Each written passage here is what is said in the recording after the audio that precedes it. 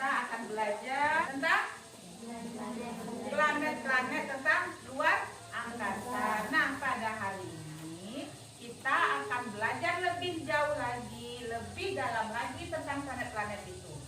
Apa saja planet yang ada di luar angkasa dan semua yang ada di langit atau di galaksi.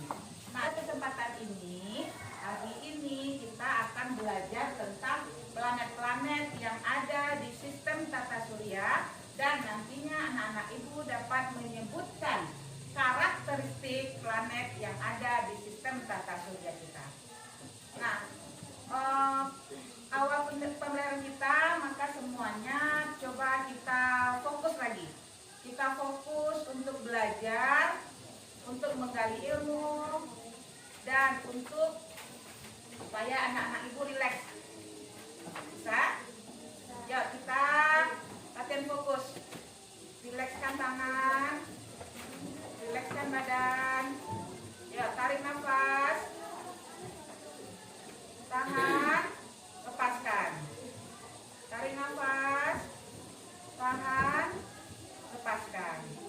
Nah, dan latihan ini apa yang anak ibu rasakan? Sudah merasa mulai rileks? Mulai rileks? Ya, sekarang coba kita buka buku paket kita tentang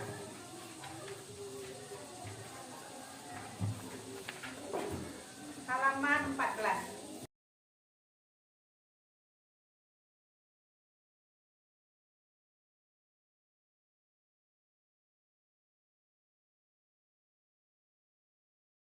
Pada pelajaran sebelumnya di tema 8 kita sudah belajar tentang matahari, bumi, dan bulan.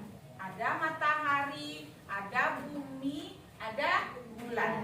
Ternyata di luar angkasa tidak hanya itu saja yang ada.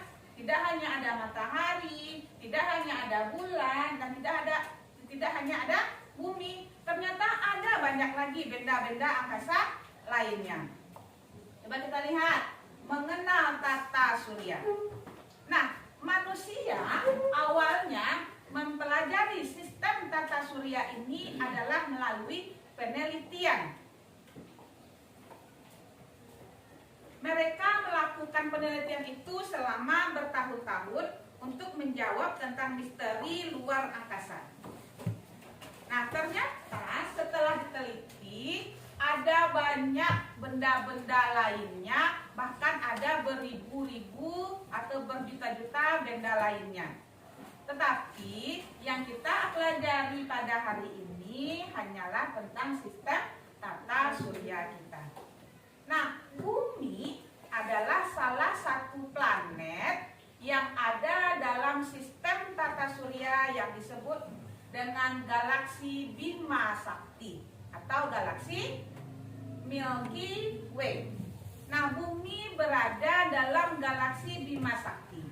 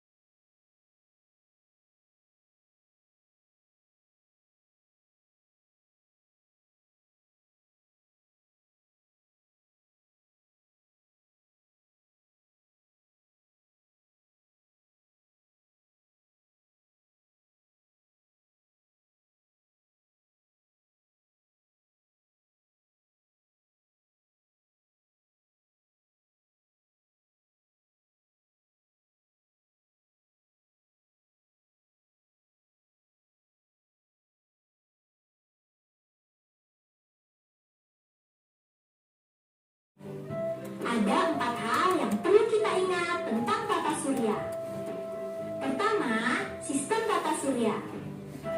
Sistem tata surya berada di dalam galaksi Bima Sakti atau Milky Way. Sistem tata surya terdiri dari 3 bagian, yaitu matahari, planet-planet, dan benda-benda langit lainnya.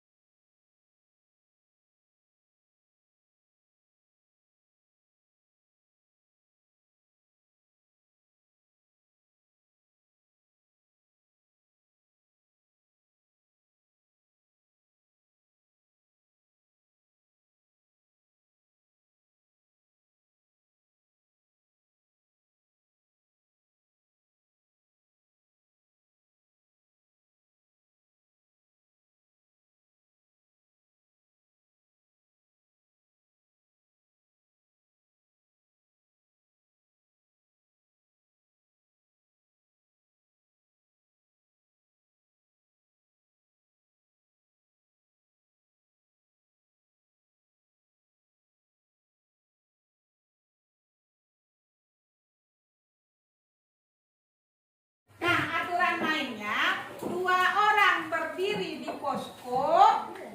Nah, 2 orang lagi berkeliling. Pak ada kelilingnya, Bu. Nah, kalau di posko siapa gak? Orang yang berdiri di posko nantinya akan menjelaskan hasil diskusinya kepada tamu yang datang ke kelompoknya. Siapa tamu yang datang? Tamu yang datang adalah tamu yang dari kelompok lain selain dari orang yang menjaga poskonya. Misalkan kelompok 1 yang menjaga posko si Andika sama Fadila. Berarti yang tamu adalah dari kelompok 2, si Fauzan dan si Gandhi. Fauzan dan Gandhi datang ke kelompok 1 bertanya tentang apa hasil diskusinya. Fadila menjelaskan kepada mereka berdua. Nah, bagaimana dengan awak, Bu? Bagaimana dengan kami yang berdua, Bu? Yang berdua nanti akan pergi ke kelompok lain. Nah, berarti dari kelompok 1 akan menemui atau datang ke rumah kelompok 2, kelompok 3, kelompok 4, kelompok 5 secara berurutan. Nah, dan kelompok 2 nanti seperti itu juga, dia akan datang berurutan dari kelompok 1, kelompok 3, kelompok 4, dan kelompok 5. Begitu seterusnya. Paham? Paham? Paham, silakan bekerja.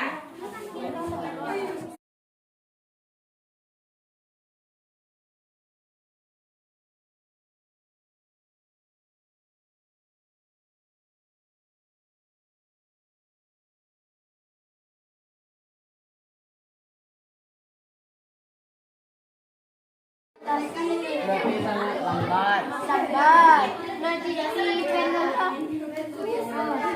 planet terdekat kedua dengan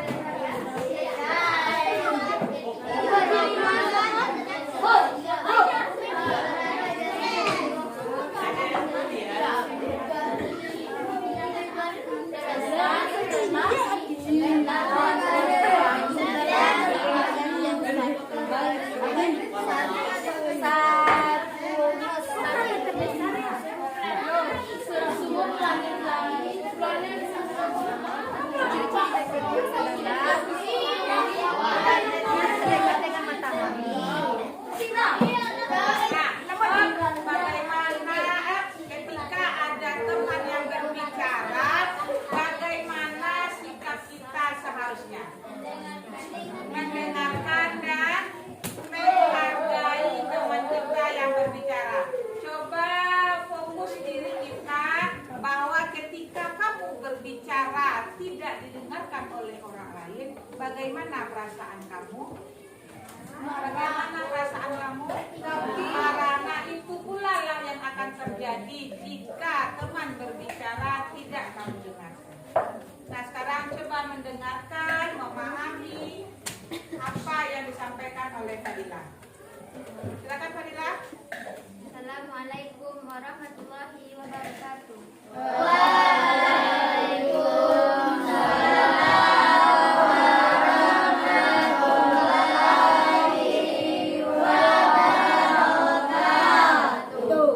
Baiklah teman-teman, saya akan menjelaskan hasil diskusi saya dengan kelompok saya.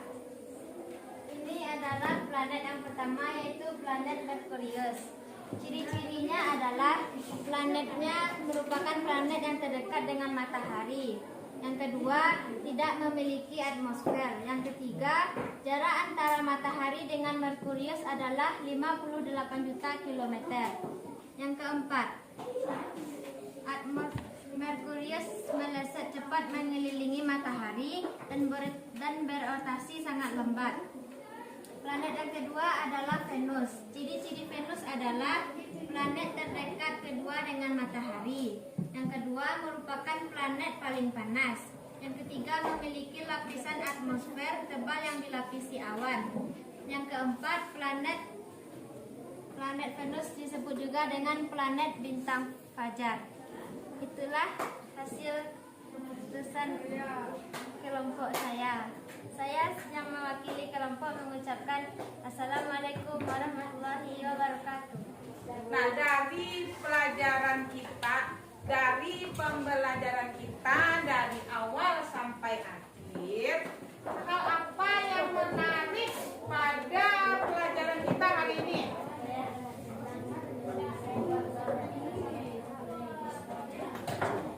Nah, kalau si Andika, dia sangat senang menggambar planet-planet bersama kelompoknya. Kalau yang lainnya bagaimana? Kalau Fadila bagaimana perasaannya hari ini?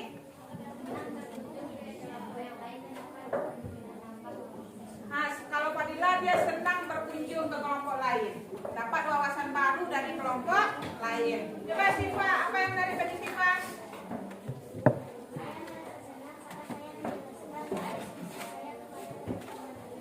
Kalau Siva dia merasa senang karena dia berhasil menjelaskan apa yang dia dapat kepada teman-teman di kelompoknya dan kelompok orang lain. Dari pelajaran kita tadi, apa pentingnya kita mempelajari dengan sistem tata surya ini?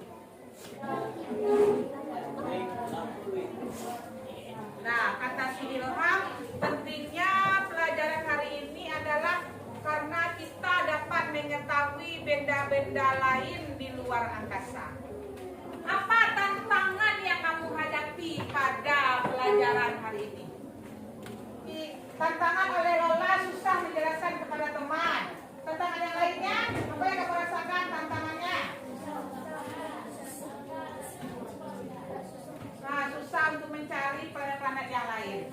Nah, kira-kira apa yang kamu lakukan untuk mengatasi kendala tadi? Tadi kan kendala wak payah wak mencari materi di buku. Yang kedua, payah wak menjelaskan kepada teman-teman. Nah, bagaimana cara kamu mengatasi kendala itu? Dengan banyak membaca buku. Apalagi kendala itu, mengatasi kendala itu? Mencari referensi tentang tata surya. Pelajaran kita hari ini kira-kira apa kesimpulan yang bisa kamu ambil?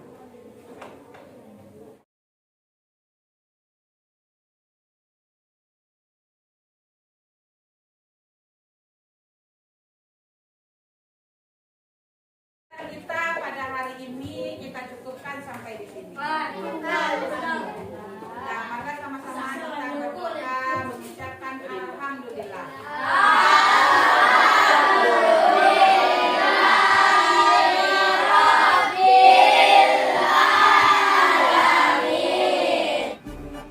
Pada kesempatan ini saya akan mencoba merefleksi tentang pembelajaran yang telah saya lakukan. Kompetensi sosial emosional yang saya tuangkan dalam RPP ini meliputi kelima dari komponen sosial emosional, yaitu pengelolaan emosi dan fokus, empati, kemampuan kerjasama dan resolusi konflik, pengambilan keputusan yang bertanggung jawab, dan pengenalan emosi. Pada saat merencanakan, saya memasukkan komponen sosial emosional ini pada kegiatan yang akan saya rencanakan. Dan dalam melaksanakan pembelajaran ini, saya juga mencoba untuk menerapkannya dalam pembelajaran yang telah saya rancang. Dan ternyata hasil yang saya peroleh dari pembelajaran sosial emosional yang saya terapkan dalam pembelajaran yang telah saya lakukan membuat siswa saya merasa senang, termotivasi, dan lebih bersemangat dan dapat mengembalikan fokus mereka kepada apa yang mereka tuju. Sebelum saya mempelajari kompetensi sosial emosional ini, saya merancang pelaksanaan pembelajaran hanya terkait kepada kegiatan yang biasa dilakukan untuk menumbuh kembangkan potensi siswa saya.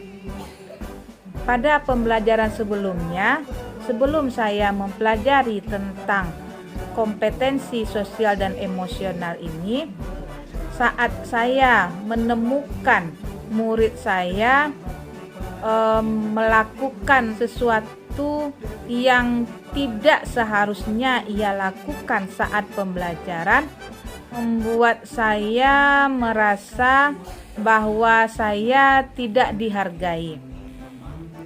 Tetapi setelah saya mempelajari modul ini tentang pembelajaran sosial dan emosional, saya mulai menyadari bahwa sikap dan perilaku yang ditampilkan oleh siswa saya merupakan ekspresi dari sikap yang lainnya.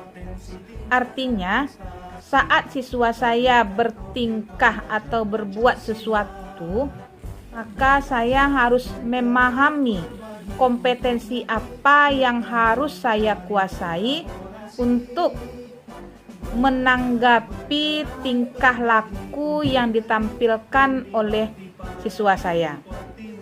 Target saya pada pembelajaran selanjutnya adalah bahwa siswa saya mampu mengontrol dan mengenal kompetensi sosial emosional sehingga dapat membantunya mengembangkan akademiknya. Pembelajaran sosial emosional yang baik dapat meningkatkan nilai akademik dari peserta didik kita. Belajar, bergerak, berbagi untuk negeri, kita menjalin kolaborasi.